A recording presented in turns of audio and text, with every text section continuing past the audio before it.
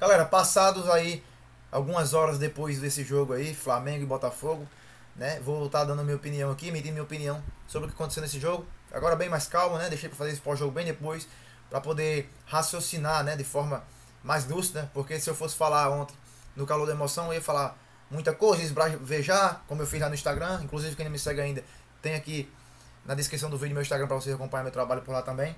Mas agora falando de forma mais calma, de forma mais racional, vamos aqui analisar algumas coisas que aconteceram nesse jogo entre Flamengo e Botafogo, né? Lembrando, galera, que esse canal aqui é novo.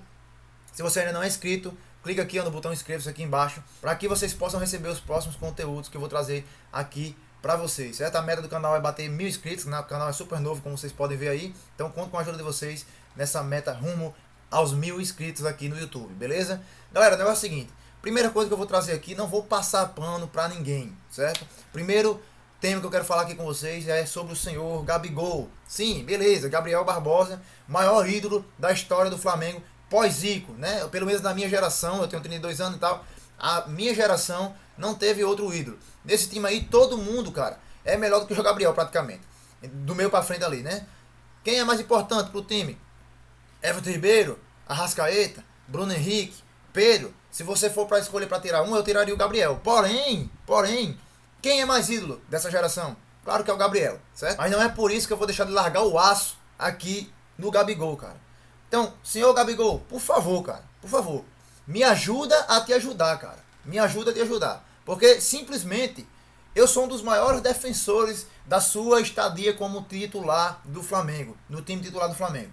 Mas simplesmente você não está se ajudando, certo? Chega uma hora que infelizmente não dá para defender. Porque aí você fica remando contra a maré, cara. Só você falando em seu favor e a torcida do Flamengo inteira, porque antes era uma minoria, agora é o contrário. Agora uma maioria ataca você, que eu acho até que é perseguição. Mas enfim, dando aqui minha opinião.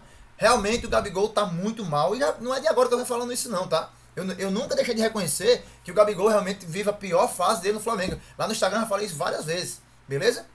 Só que é o seguinte, eu acho, cara, que o problema do Gabigol está na falta de confiança que essa má fase tem trazido para ele. O cara simplesmente não acerta um bendito chute. Antigamente, quando ele estava na boa fase no Flamengo, eu lembro que a torcida do Flamengo sempre reclamou que ele perdia muitos gols. Ele fazia mais ou menos 50% das chances que ele tinha, certo? Que já era muito, porque ele é um péssimo finalizador, se você for parar para analisar direitinho. Certo? O problema é que o cara tá numa fase tão ruim, uma fase tão ruim, que ele não consegue acertar absolutamente nada que faz, em termos de fazer gols, de tentar finalizar. Então tá difícil defender o Gabigol, cara.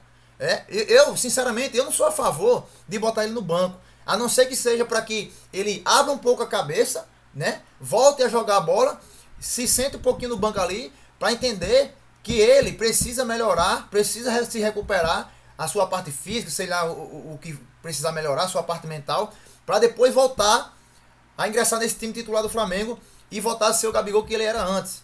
Embora que eu acho que ele não vai ser mais, porque ele joga em posição diferente. Agora, o centroavante do Flamengo é o Pedro, indiscutivelmente. E ele é o segundo atacante ali. Só que tem que aproveitar as oportunidades, cara. Se não aproveitar as oportunidades, vai acontecer isso aí, o que está acontecendo. Aí, o cara tá jogando mal, a fase tá ruim, e o time não ganha, pronto. A torcida tem que escolher um para culpar. E a torcida está escolhendo o Gabigol, né? Principalmente o Gabigol. O que eu acho nesse caso injusto.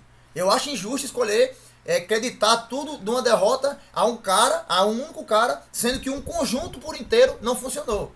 Agora vamos falar de outro cara aqui. Ídolo máximo também. Ídolo não. Pra mim não é ídolo, né? Mas é monstro. Monstro. O Pedro é monstro. Porém, vocês que ficam criticando o Gabigol aí, vamos lá. Fala do Pedro também, cara. Aqui eu não vou esquecer de falar de ninguém.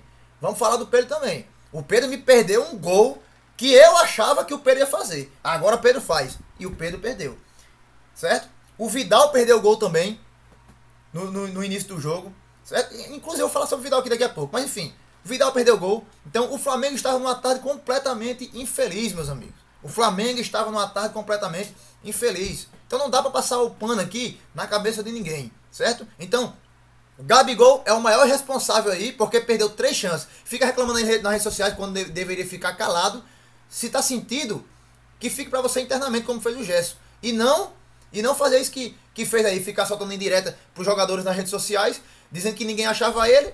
E agora o Everton Ribeiro deu pelo menos 3 bolas para ele finalizar ali e achando ele, né? Achou ele e ele não fez nenhum gol. Então, cara, fica difícil defender o Gabigol, né? Mas voltando aqui, o Pedro também perdeu gol, né? O Vidal, enfim, como eu já disse, todos esses jogadores aí acabaram jogando muito mal. Agora vamos falar aqui sobre o senhor Davi Luiz e o senhor Vidal. Não dá, cara. Simplesmente não dá. Davi Luiz e Vidal são ex-jogadores, né, aposentados dentro de campo no time titular do Flamengo. Não dá mais para você tolerar o Davi Luiz na zaga do Flamengo, certo? O Sampaoli entra com um esquema com 3 zagueiros, mas na verdade ele jogou com o Léo Pereira ali mais na parte da lateral esquerda, né? Uma linha de 4, pelo que eu entendi ali. Né? No início eu até achei que eram 3 zagueiros, de fato 3 zagueiros posicionados, mas não. Eram 2 zagueiros e o Léo Pereira fazendo a função lateral ali. Quando o Ayrton Lucas foi colocado no lugar do Gerson, que saiu, o Ayrton Lucas simplesmente entrou no meio, né? Jogou ali na meiuca e não na lateral esquerda, que foi um dos erros do São Paulo. Daqui a pouco eu falo sobre isso. Mas beleza. O Davi Luiz, cara, não é para estar nesse time titular do Flamengo de forma alguma, certo? Davi Luiz já é um jogador ultrapassado. Todos os jogos importantes do Flamengo no ano e que o Flamengo perde, o Davi Luiz é um dos culpados. Você vê aí, cara, em um dos gols do Botafogo, as reações do Davi Luiz, certo? O cara não chega para disputar a bola. Quando aquele gol do Botafogo que saiu pela bola aérea, ele simplesmente fica parado ali, mal posicionado pra caramba. Então, cara, sem comentários aí pro Davi Luiz, certo? Vidal é outro, cara. Vidal não pode mais estar nesse time titular do Flamengo, né? O Sampaoli tem que parar desse negócio de fazer panelinha, cara. Panelinha não tem espaço do Flamengo. O cara chega, já conhece o Marinho, o Vidal, aí conhece os outros meninos lá que jogou com ele no Santos e fica colocando os caras por amizade, cara. Então não dá certo. Isso não dá certo, né? O que é que tá faltando pro Sampaoli colocar o Everton Ribeiro de titular no lugar de Vidal? Porque toda vez que o Everton Ribeiro tá entrando, né, ele tá jogando bola, cara. Tá buscando passagem no time. Não tem como, cara. A gente fica tentando buscar uma alternativa de jogar sem um dos 2 meias, Everton Ribeiro ou Arrascaeta. Mas não tem como, pô. Eles dois são fundamentais nesse time. E quando não se tem o Everton Ribeiro, o Arrascaeta, o Everton Ribeiro é titular absoluto, cara. Pra conduzir a bola ali no meio de campo. Será que nenhum treinador vê isso?